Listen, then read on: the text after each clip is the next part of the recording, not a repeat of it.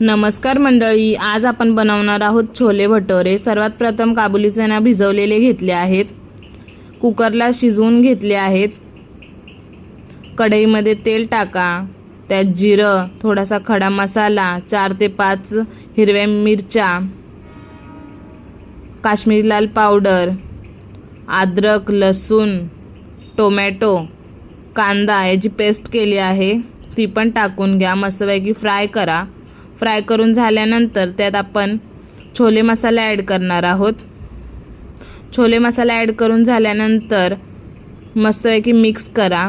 मसाल्याला तेल सुटल्यानंतर आपण त्यात शिजवलेले काबुली चना ॲड करणार आहोत।